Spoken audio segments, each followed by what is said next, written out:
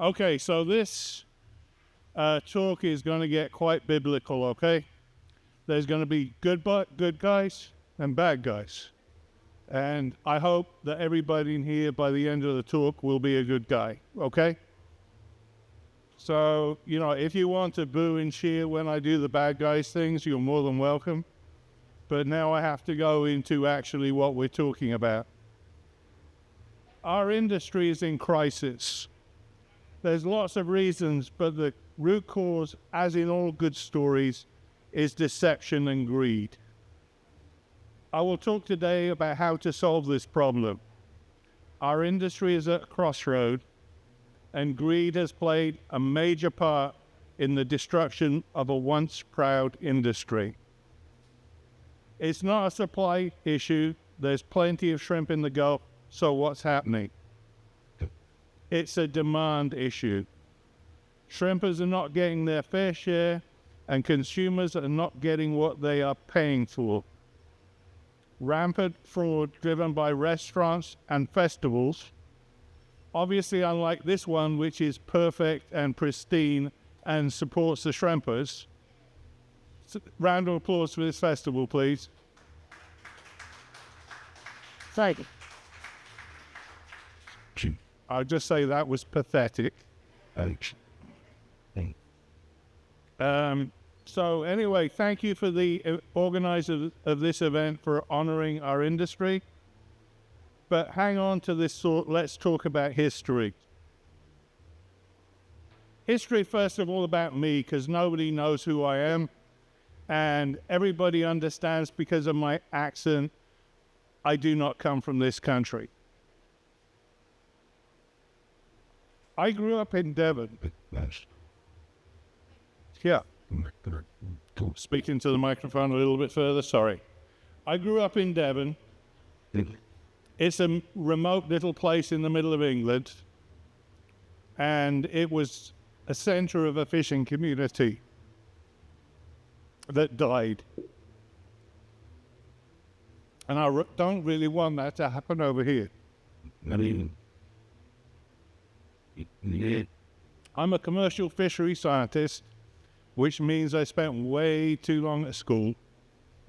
And I started my experience in the seafood industry actually because I was completely broke.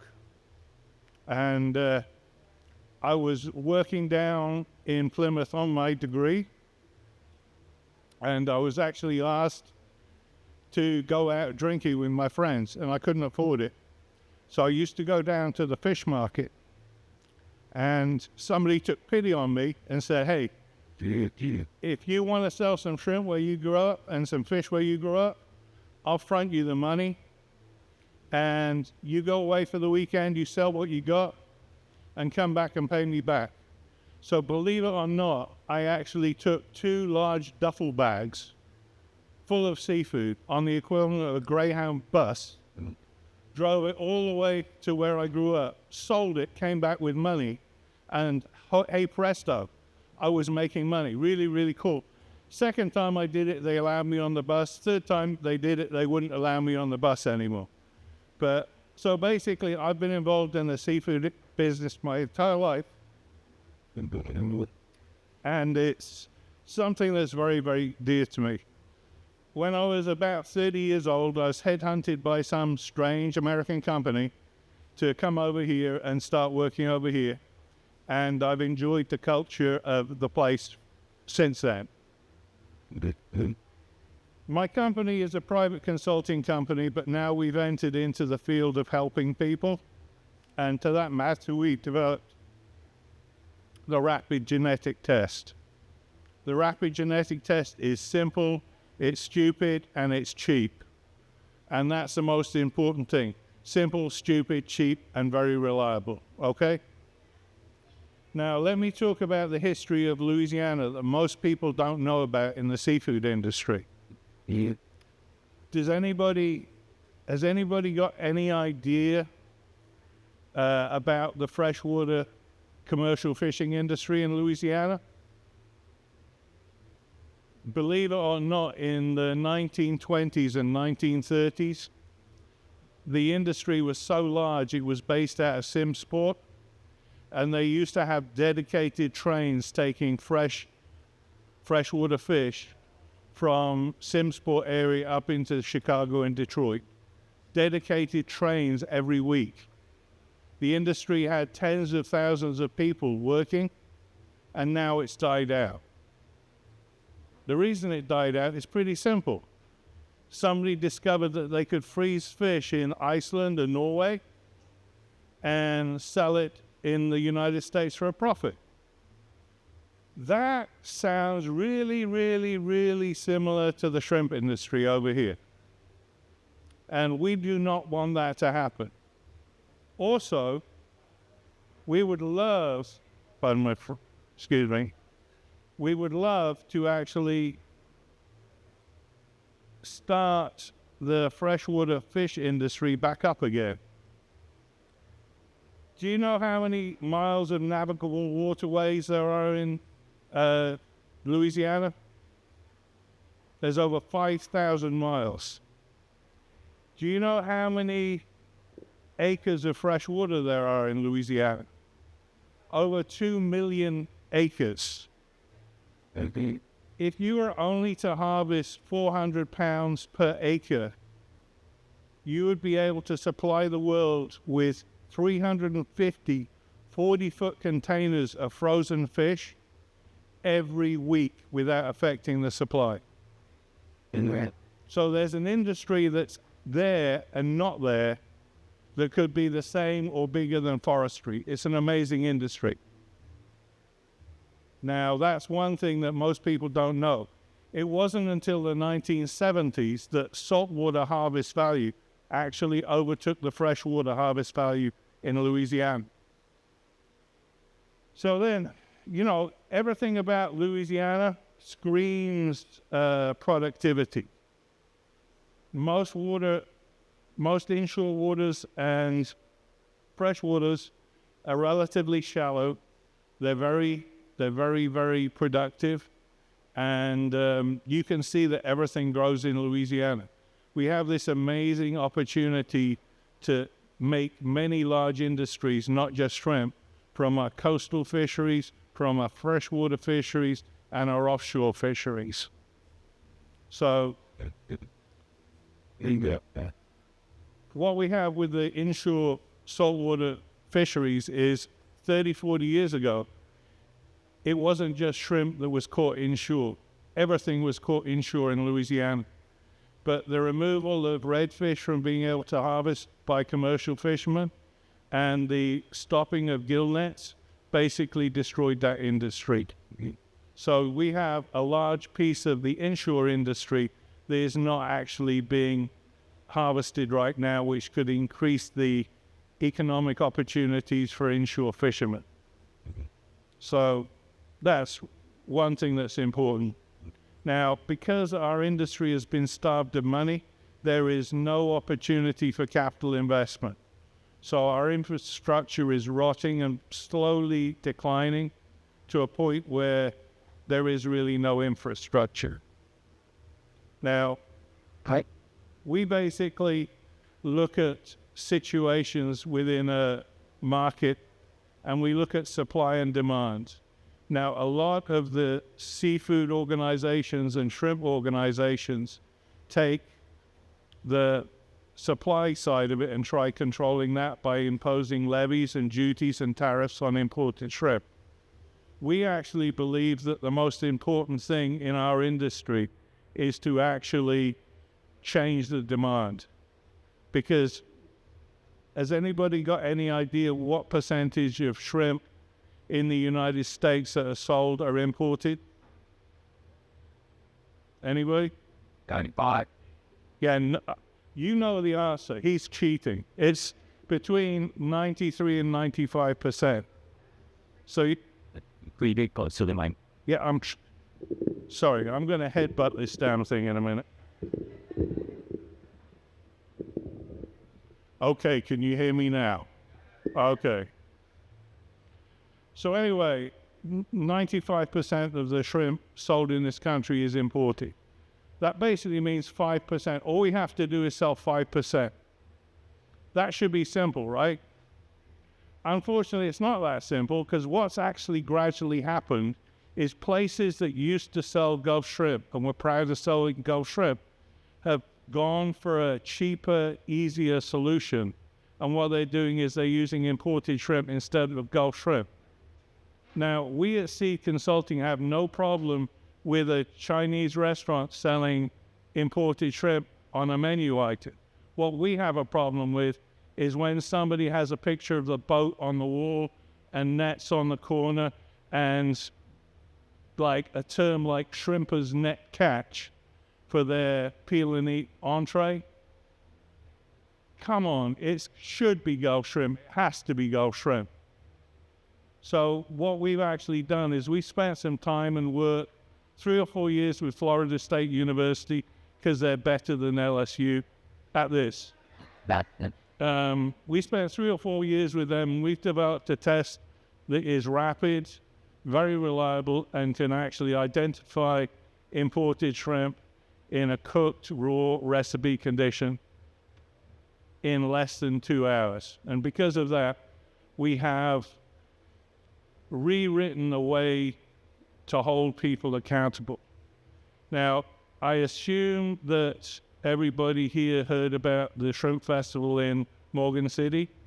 Boo. Well, actually, they've made a lot of changes since they actually got caught out selling the majority of the shrimp, imported shrimp. They've become religious zealots, okay? Not only have they become religious zealots, but also government officials have held them accountable. So when they said, yeah, we're going to change the rules so that you can't sell imported shrimp unless you say you're selling imported shrimp, that's not right. If it's the Louisiana Shrimp Festival, it should be imported shrimp. So the government officials have told them that they have to sell domestic shrimp. And that's made a change. Now, I'll tell you that just so you know, because it wasn't in our report, there's some very despicable things that went on there. The first one is the only people who weren't actually invited to the shrimp festival were the last remaining shrimpers in Morgan City. The shrimp festival was here, and you had to walk outside the shrimp festival to the shrimp dock to actually talk to them. So how amazing is it that you having a shrimp festival celebrating shrimp and you don't invite the local shrimpers? That's pretty despicable. And I also heard that 2 or 3 years prior to me going to this festival, they actually tried making it so that the shrimpers could not sell their catch in Morgan City during the time of the shrimp festival because it was competing with the festival. Now, that is truly despicable. I couldn't think of anything more derisive and ornery than that in my life. Oh! We get to the next thing, which is the next festival on our list. There is a guy called Jeremy Zerlot who actually invited us to go to the festival in Gulf Shores. Gulf Shores has what is known as the National Annual Shrimp Festival. National Annual Shrimp Festival. Wow, they've got to be serving all domestic shrimp, right? Not so much. The results basically came back the same way, and that is that 80% of the vendors were selling imported shrimp. And today we're releasing the results. They're going nationwide to the media, and I truly want them to try explaining the whole situation to us. Now, to give you a background of this festival, it's not like Morgan City. The people coming in are between 200 and 300,000 people. So that's a pretty significant thing. But we got to them before they actually removed stuff from their website. So they actually claimed that they made a positive effect on their local economy of over $47 million. And even more interesting, it was started 50 years ago because somebody from Gulf Shores went to buy a battery the home of Forrest Gump, saw a Blessing of the Fleet and a shrimp festival and said, hey, they're backward hicks, but we can do it better than that. So you have somebody who basically copied an idea about having a shrimp festival, decided to call it a national shrimp festival, and therefore decided not to serve any domestic Gulf shrimp. There was only one vendor who actually served Gulf shrimp that we found. And guess what? Who it was? It was your favorite place to buy Gulf seafood in Louisiana, and that was Rouse's. Rouse's were the only people we found selling domestic shrimp. Even more amusing is the person who got the award for the best shrimp dish in the festival that was given out the day before we got there was actually somebody that we sampled who was selling imported shrimp. So that means that the people who were organizing the festival went to this particular vendor, ate the food, and decided this is the best shrimp dish we got. We should give them an award without actually finding out whether or not it was imported shrimp or not.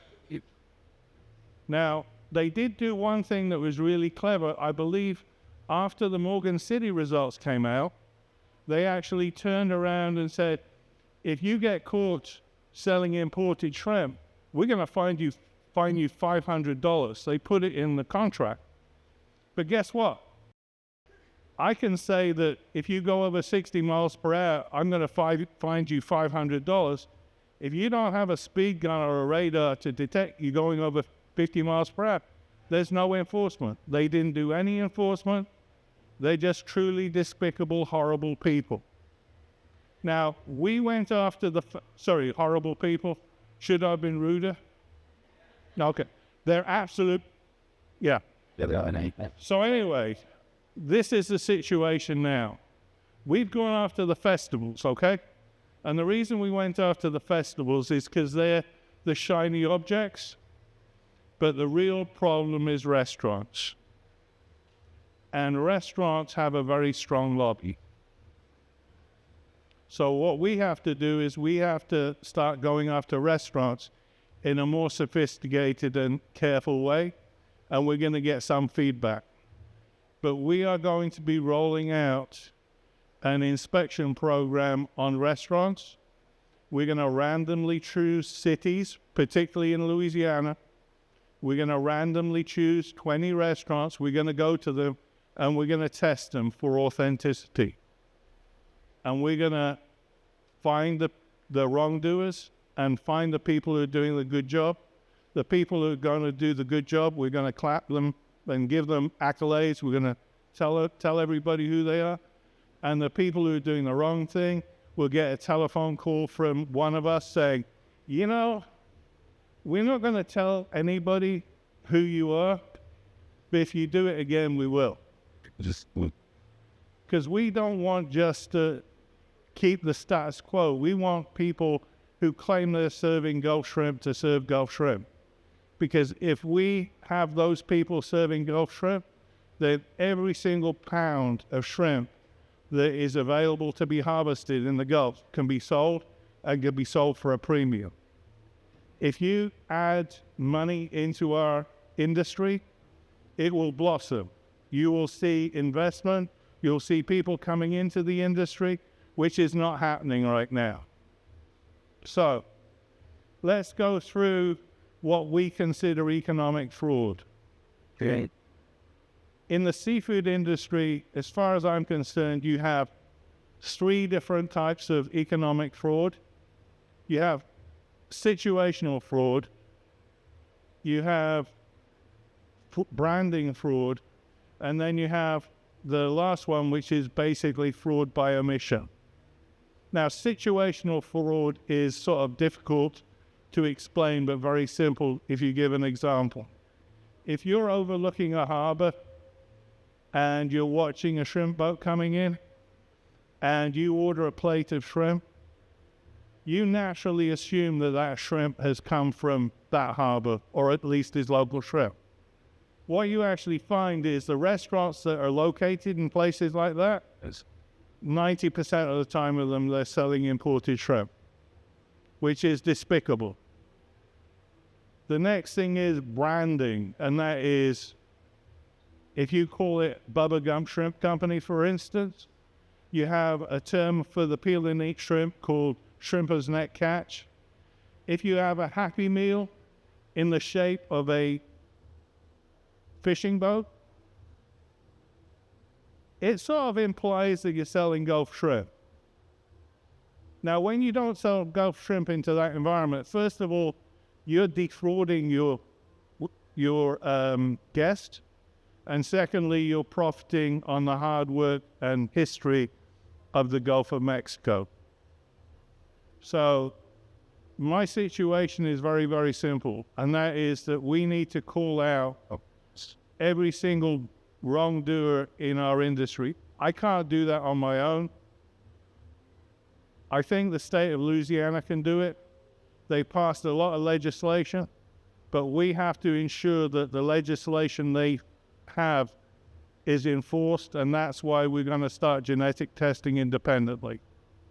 Genetic testing is the only way to solve this problem, and if we don't do it, then everybody's going to be having the same little festival getting smaller and smaller each year, and we're going to have a caricature of an industry. We need to save the industry and the communities. So, I was supposed to go by scripts, and I'm sort of crap at that, okay? So, has anybody got any questions? Yes, sir. And it's talking about real estate, yes, to the base. Yeah. So we started and wonders to it's our corporations working out saying, I can't agree about them. That's because sides crap that they don't sell any investment. Right? So they do. We read on still Yeah, the gentleman has a good point, and that is the large organization, restaurant organizations, have been called out by the FTC. But unfortunately, I will say right now, if you expect the government to solve our problems without holding them accountable, nothing's going to happen, okay? What we need to do is we need to fight for the right to fight for the right to actually eat what you think you're eating at a restaurant. And I don't have any problem with farm-raised shrimp. 90% of the shrimp sold in this country is farm-raised. It won't kill you, but it doesn't have the history and culture that our shrimp does.